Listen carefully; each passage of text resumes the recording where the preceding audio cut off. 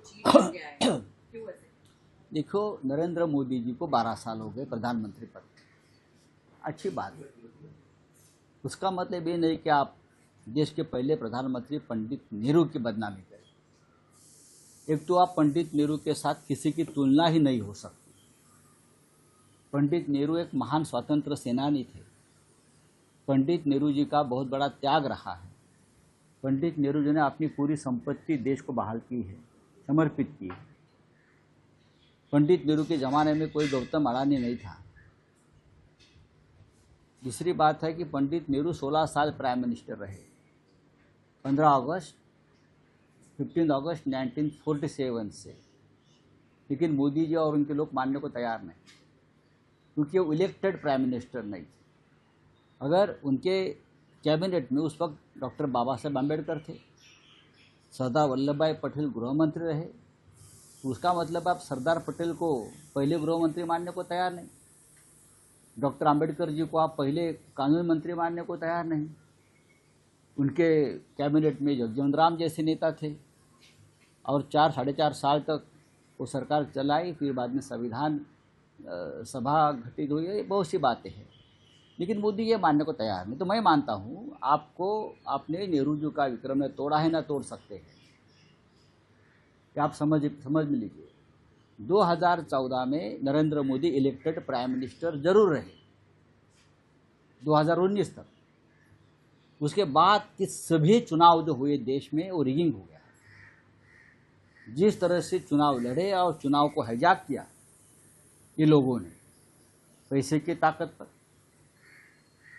Terrorism, चुनाव आयोग को हाईजैक करना, सुप्रीम कोर्ट के ऊपर दबाव लाना, ये सभी माध्यम से मोदी अगले 2 टाइम जो प्राइम मिनिस्टर बन गए, मैं उनको इलेक्टेड प्राइम मिनिस्टर हम लोग नहीं मानते।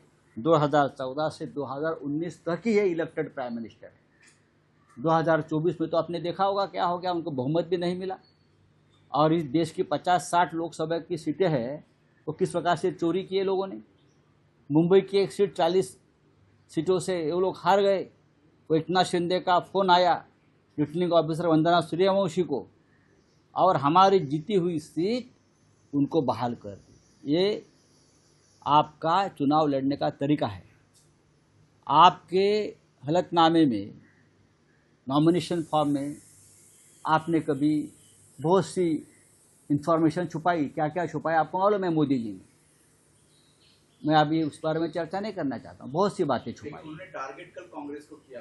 मैं कपट देखता हूँ ना। मैं देखो, नरेंद्र मोदी जी ने विधानसभा के उनके कोई नॉमिनेशन फॉर्म में अपनी शादी की बात नहीं लिखी, वो छुपाई। ये बहुत गंभीर मामला है।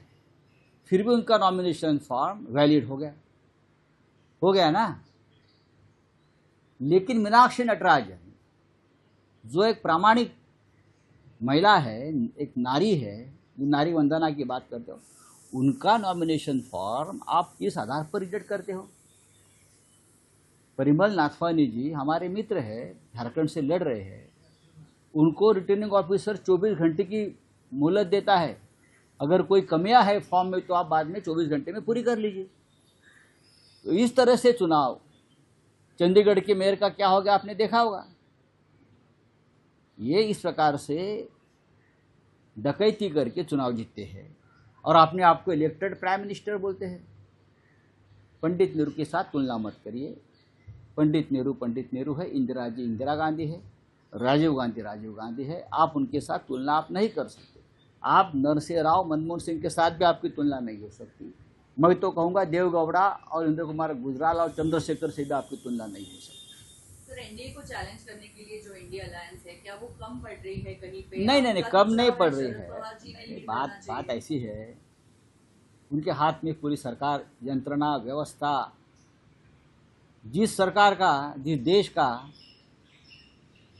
सुप्रीम कोर्ट का मुख्य न्यायाधीश सरकार के मंत्रियों के साथ लंदन में पिकनिक में जाता है, उस देश से, न्याय व्यवस्था से आप क्या उम्मीद कर सकते हो। और उसके आधार पर तो मोदी प्रधानमंत्री पद पर टिके हैं ना।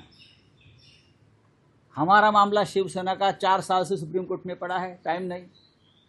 सुप्रीम कोर्ट के जज 85 जजेस सरकार के साथ सरकारी खर्चों से जनता के पैसों से लूटमार करके वहाँ बैडमिंटन खेलते हैं, पिकनिक पे जाते हैं। कैसा न्याय मिलेगा मीनाक्षी नटराजन को? कैसा न्याय मिलेगा ममता बनर्जी को? कैसा न्याय मिलेगा शरद पवार जी और एनसीपी को? और कैसा न्याय मिलेगा शिवसेना और उद्धव ठाकरे जी को? हम सबको न्याय की गुहार लगा लगा के हम लोग थक गए। ऐसी भ्रष्ट व्यवस्था में नरेंद्र मोदी प्रधानमंत्री अगर बने रहते हैं तो ये इलेक्टेड प्राइम मिनिस्टर नहीं है। जंतर मंतर में आंदोलन के बाद आज पुणे में भी अभिजीत के द्वारा कॉकरोच पार्टी का आंदोलन किया जा रहा है। मुझसे कुछ नहीं होगा। यहाँ के पॉलिटिकल पार्टी सक्षम है लड़ने के लिए। कांग्रेस पार्टी ने नीट के मामले में देश भर में आंदोलन किया है, लेकिन मीडिया नहीं दिखा रही है।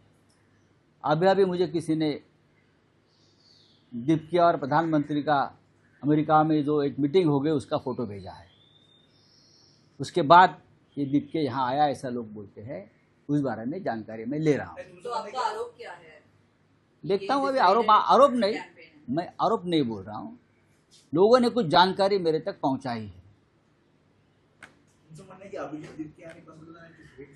नक्कीच नक्कीच नक्कीच नक्कीच त्याच्याविषयी खुलासा आम्ही घेऊ, माहिती घेऊ।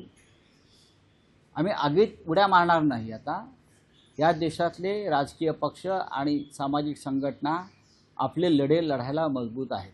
पण तुम्ही काही दिवसांपूर्वी या कॉकरोच पार्टीला समर्थन दिलं, त्यांच्या भूमिकेला समर्थन दिलं। नक्कीच पण नवीन नवीन माहिती जेव्हा समोर येते तेव्हा ती माध्यमांसमोर मांडणं आवश्यक असतं।